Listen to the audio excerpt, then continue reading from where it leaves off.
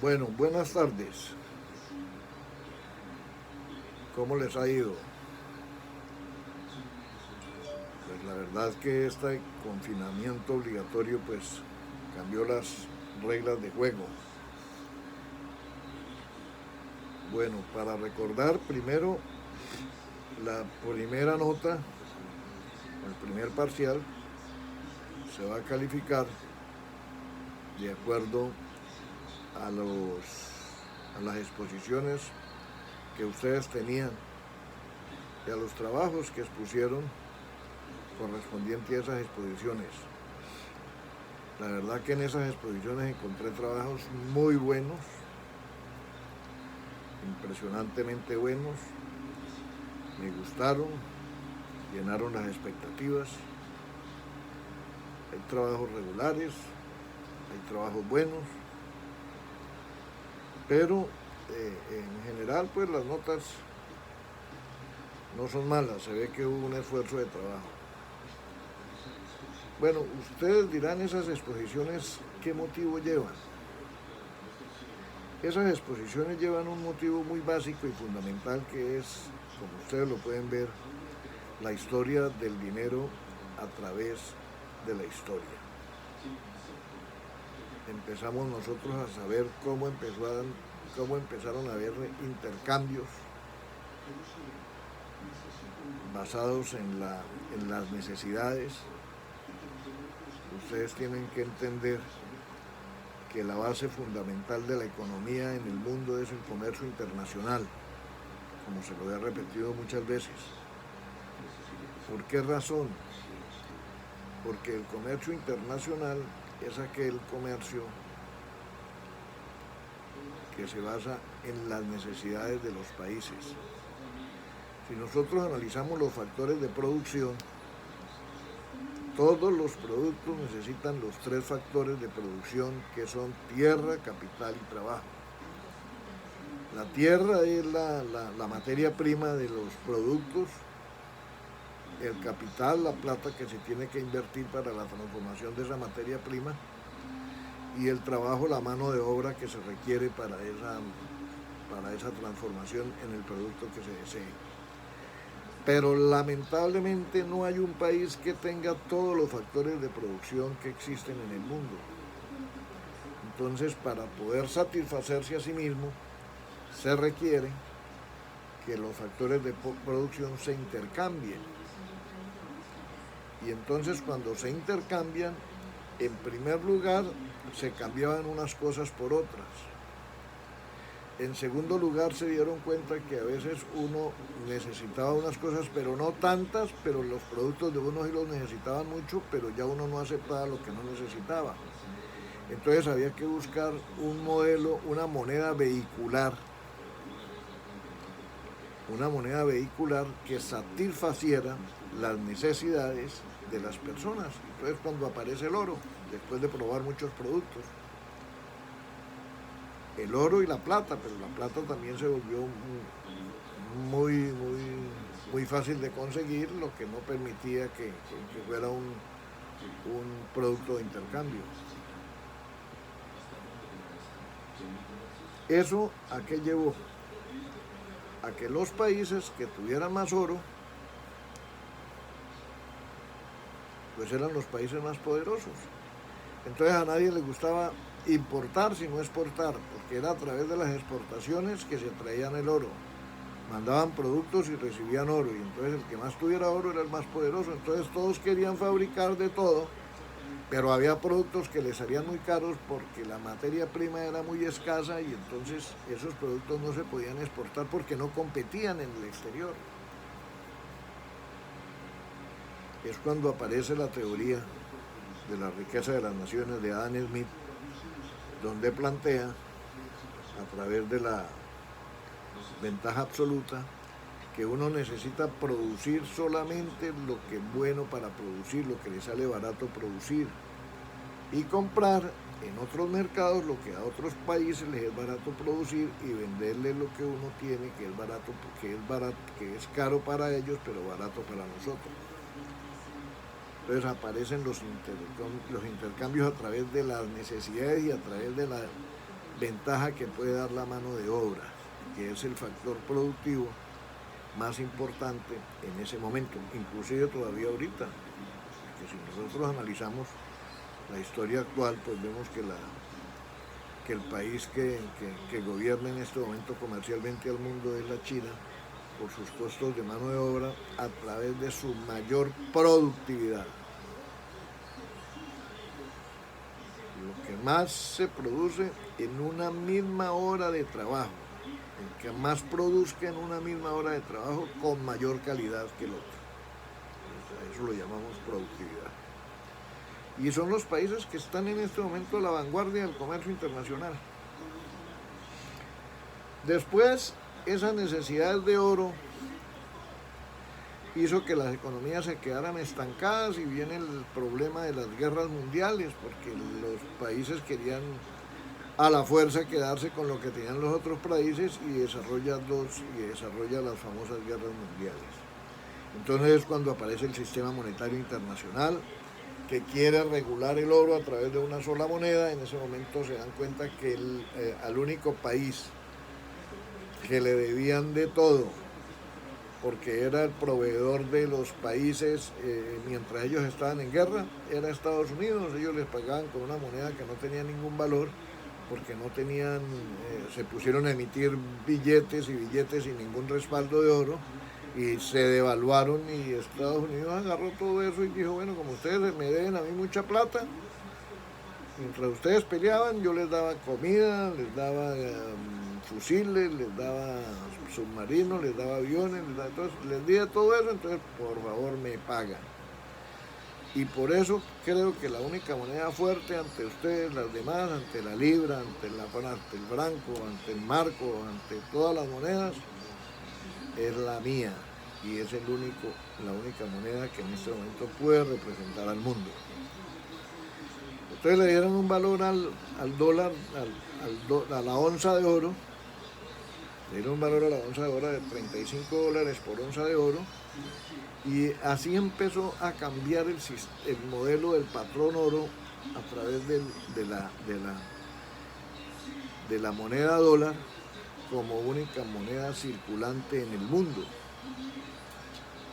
Entonces ya no era el oro, sino era el dólar. Ya no recibían oro, sino que tenían que recibir dólares. Entonces, para tener dólares, ¿qué tenían que hacer? Tenían que entregarle el oro a los Estados Unidos, y Estados Unidos les daba dólares. Así sucede. Bueno, ¿y cuáles eran las condiciones fundamentales? Las condiciones fundamentales era que las tasas de cambio tenían que ser fijas. Las tasas de cambio tenían que ser fijas y no podían ser volátiles, porque si no, no había una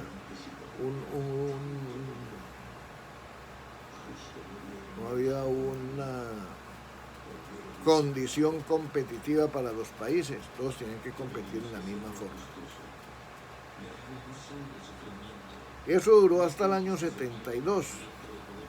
En el año 72 se presentaron, de 1972 se presentan dos grandes problemas en el mundo, que vuelve a desestabilizar la economía mundial.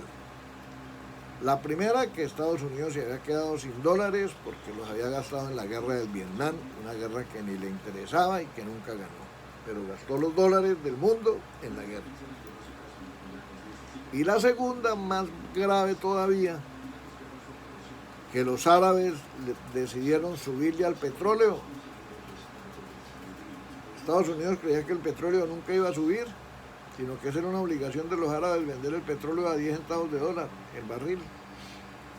Lo subió a 20, a 30, 40, 50, y el mundo se dio cuenta de la necesidad que tenía de petróleo, y entonces no había dólares y el petróleo carísimo. Esa era una amenaza para parar de tajo la economía mundial. Entonces, en ese momento, a Nixon, que era el presidente de los Estados Unidos, toma la decisión más grande de la historia, que era de ligar al dólar del oro. Dijo, no, aquí hay que sacar más dólares al mercado. Como él no le podía pedir permiso a nadie, porque el dólar solo se emite en Estados Unidos. A mí me da mucha pena, aquí hay que sacar dólares, porque yo no tengo ni para pagar el gasto público, ni menos para recibir oro, porque no tengo dólares. Entonces la única solución es emitir dólares. O sea que Estados Unidos le juega sucio al mundo, porque inmediatamente al emitir más dólares crece más la masa monetaria y eso hace que el oro se devalúe. Y Europa, que eran los que habían basado en su economía en el dólar, es el primero que se siente robado y dice, no, pero cambiaron el oro por papel. Y es cuando deciden aislarse del dólar.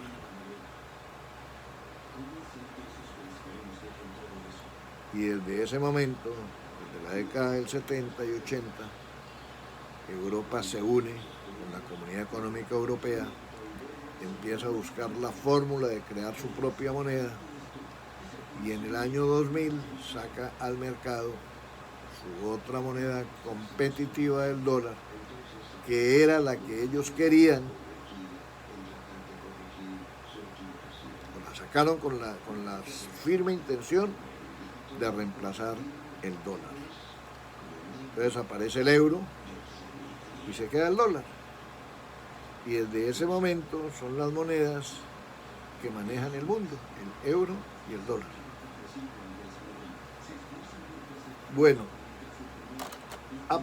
entendiendo nosotros ya esta situación, que era a donde yo quería llegar, que era la importancia de las exposiciones, entonces vamos a entrar a una nueva etapa de la clase, de la cátedra. Vamos a entrar al mercado de divisas. Ya yo por correo les envié las diapositivas que vamos a ver sobre el mercado de divisas. Entonces, ¿qué es una divisa? Una divisa es una moneda extranjera.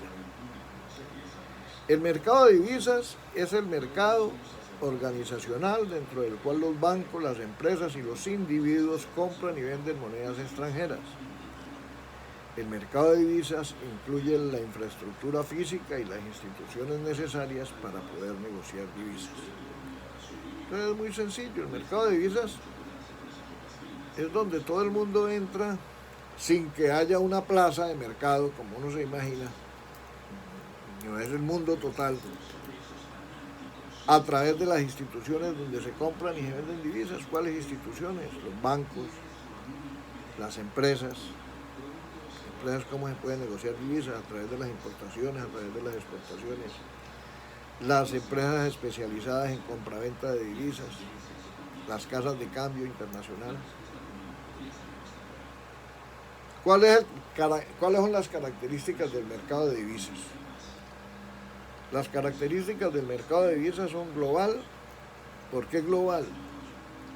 Porque es que el mercado de divisas es en el mundo, no es en una ciudad en especial, ni en un país en especial, es en el mundo, es global. Continuo, nunca cierra. Mientras aquí en América se cierra, se abre en Europa, mientras se cierra en Europa se abre en Asia, mientras se cierra en Asia vuelve y se abre en América.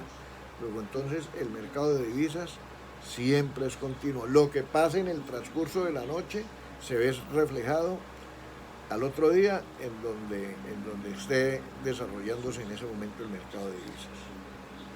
Es profundo, ¿qué quiere decir profundo? Que es líquido, descentralizado, no está centralizado en ningún país, como les dije, y es electrónico, porque ya estamos en la época electrónica. ¿Cuáles son las funciones del mercado de divisas? Primero, permite transferir poder adquisitivo entre países. Proporciona instrumentos y mecanismos para financiar el comercio y las inversiones extranjeras. ¿Esto qué es?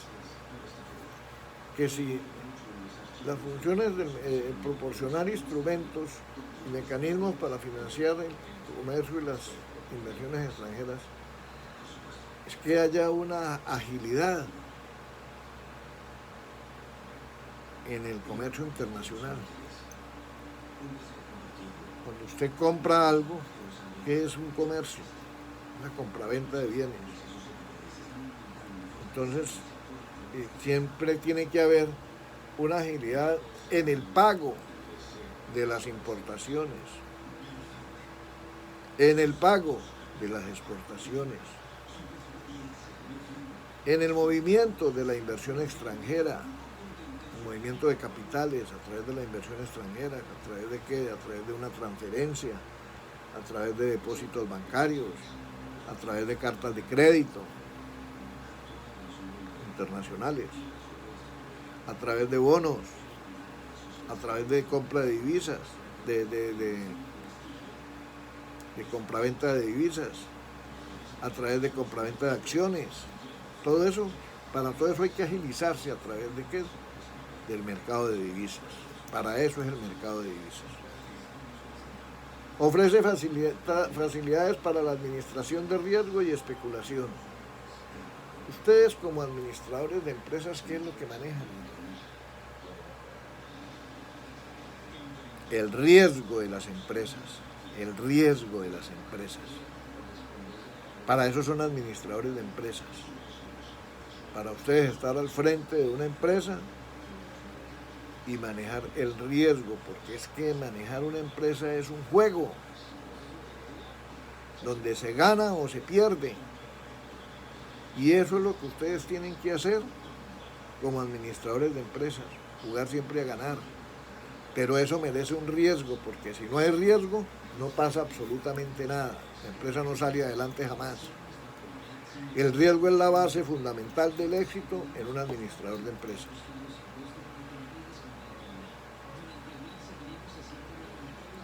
¿Sabe de dónde salió la carrera de administración de empresas? De Harvard. ¿Y sabe por qué? Porque es cuando los empresarios americanos ponen a sus hijos a estudiar para que tengan la capacidad de manejar el riesgo y seguir manejando las empresas americanas. Por eso la importancia del riesgo en el administrador de empresas. Si no se le desarrolló en esos 10 semestres cómo afrontar el riesgo, papito, el título no le sirve y no para colgarlo en su casa. Y la especulación. ¿Qué es para ustedes la especulación? Un ejemplo, lo que estamos viviendo ahorita. El precio del dólar. Cuando estábamos en clase, el dólar no llegaba a 3.400 pesos. En esta semana pasada llegó a 4.200 pesos. Eso es el riesgo. Y es la especulación. ¿Por qué se especula? Porque nadie sabe cómo está el futuro. Entonces, como nadie sabe cómo está el futuro, hay que tratar de adivinarlo. Y ahí es donde se gana plata o se pierde. Nadie imaginaba que el precio del petróleo iba a llegar otra vez a menos de $20 el barril. Sin embargo, la semana pasada llegó. Entonces, eso es especulación. Eso es especulación. Y lo vamos a ver más adelante con números, haciendo ejercicios numerales de cómo es que nosotros podemos evaluar la especulación. Segmento del mercado de divisas. Por el plazo de entrega. Tenemos por el plazo de entrega mercado al contado. Spot. ¿Qué es spot? Spot es ya. Sí, eso es spot, ya. Es como si usted va ahorita a Alejandría, o no, o la semana entrante, o cuando pueda, y pregunte a cómo está el dólar, el bolívar. Y le dicen está a 4 centavos para la compra y a 5 centavos para la venta. Y usted dice, no, voy a comprar, pero por la tarde. Por la tarde le dice, ¿cómo está el bolívar? Está a 6 por la compra y a 7 por la venta. Ah, pero es que esta mañana usted me dijo que me lo daba a 4. No, esta mañana era el momento spot. Ahorita el momento spot es 6 centavos. Entonces, spot es en el momento, ya. Es como una foto, ahí. Lo que pase adelante es diferente. como cuando usted exporta y le dicen, el banco lo llama a usted, cuando usted exporta el banco lo llama y le dice, mire señor, le llegaron los $30.000 de sus exportaciones. Ah, bueno, ¿a cómo me va a liquidar el dólar? Entonces le dice, está a 4.020 pesos. Dice, no, esperemos una hora más. Ahí usted tiene plazo hasta la 1. Usted al rato llama.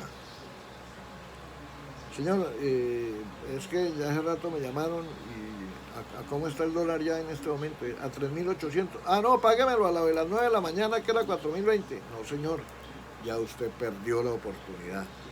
El dólar cada día, cada momentico, cada minuto está cambiando y eso quiere decir que lo demás, lo que pasó la hora anterior, se vuelve historia.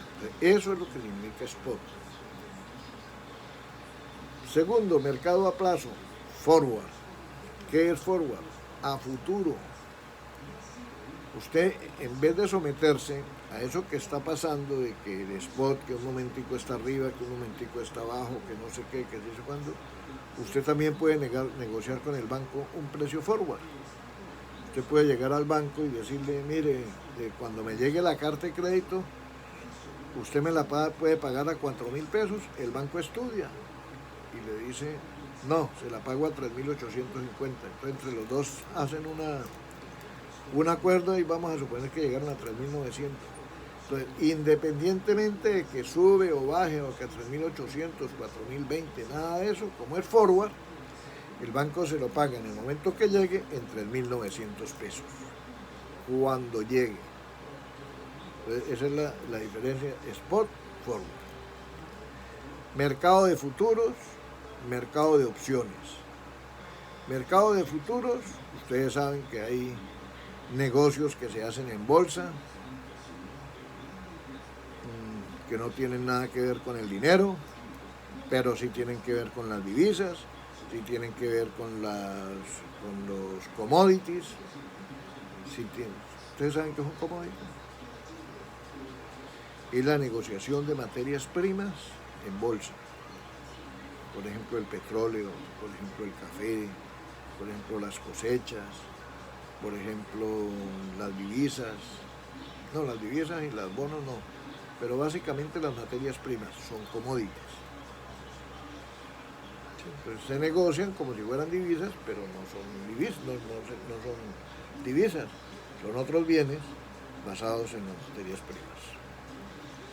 Mercado de opciones, estamos también en el mercado de futuros, en un mercado de futuros basado en los bonos de las empresas, en los bonos del Estado.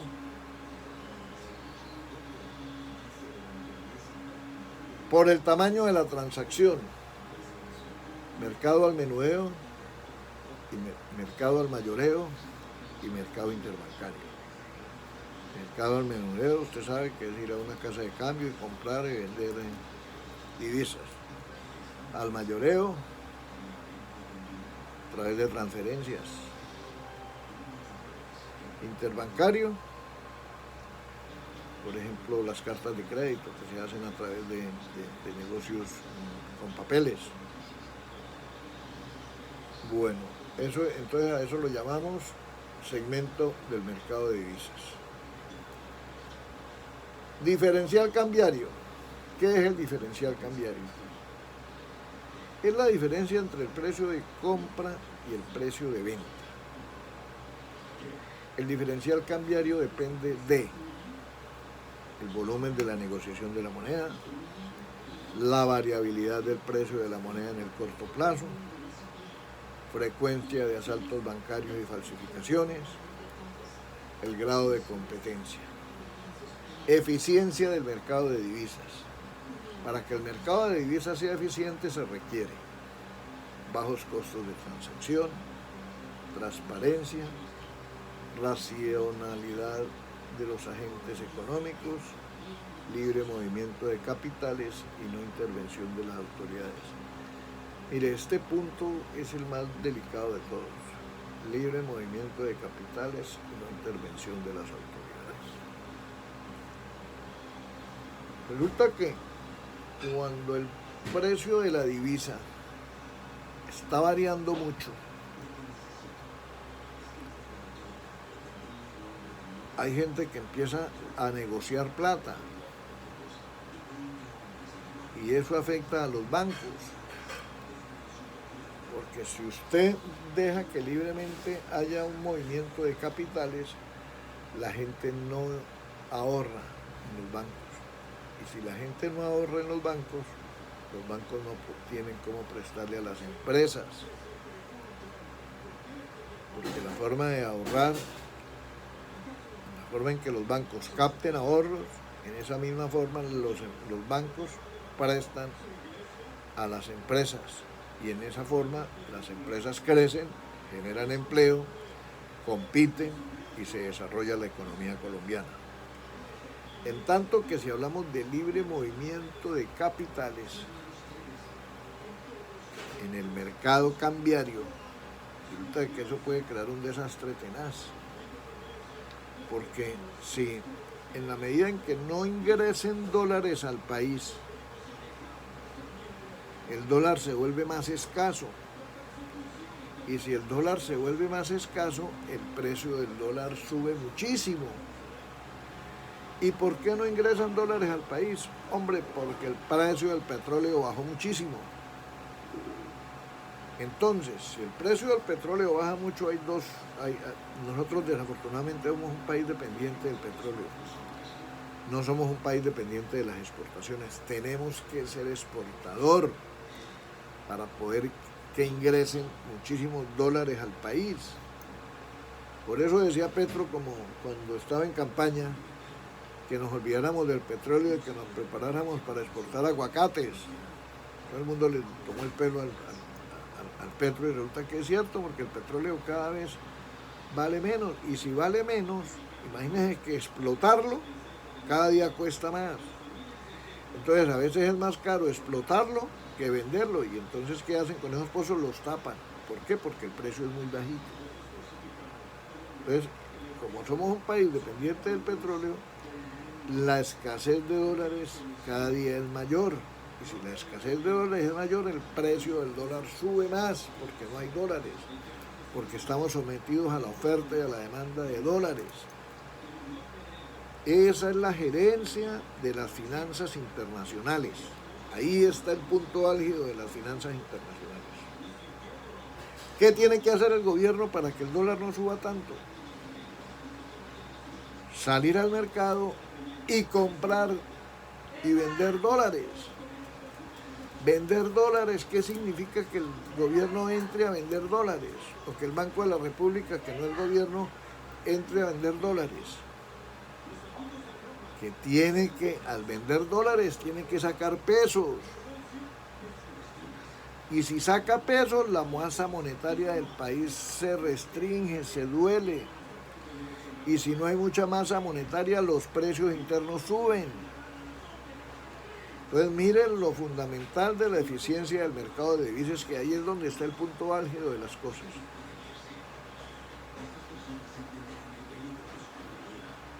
Participantes en el mercado de divisas. Los agentes de moneda extranjera, bancarios y no bancarios. Las casas de cambio, son los dealers. Las empresas e individuos. ¿Las empresas a través de qué? Las empresas a través de las importaciones y las exportaciones. ¿Y los individuos a través de qué? De las remesas. Las remesas que llegan al país de las personas que están afuera y mandan plata a los habitantes colombianos, o de los que están en Colombia y le mandan plata a los que tienen estudiando, a los que tienen trabajando, a los que tienen haciendo una labor en el extranjero. Arbitrajistas y especuladores. ¿Quiénes son los arbitrajistas? Los arbitrajistas son aquellas personas que viven del cambio de moneda, que compran a un precio y venden a otro. Más adelante vamos a ver claramente el arbitraje de divisas. Y los especuladores son los que estuvimos hablando hace rato, que compran a un precio menor para venderlo en el futuro a un precio mayor. Esos son los especuladores. Los bancos centrales, que en este caso es el Banco de la República, y los gobiernos, que son los que se meten en un momento dado a comprar o a vender divisas para estabilizar la tasa de cambio. Bueno, hasta aquí es la primera cátedra. No me salieron sino por 30 minutos. Generalmente en clase yo me demoro hora y media porque tengo que oírlos a ustedes, tengo que pedirles opiniones a ustedes. O empezamos un poquito tarde y terminamos un poquito antes. Entonces yo quiero que ustedes repasen exactamente esta primera parte y me envíen por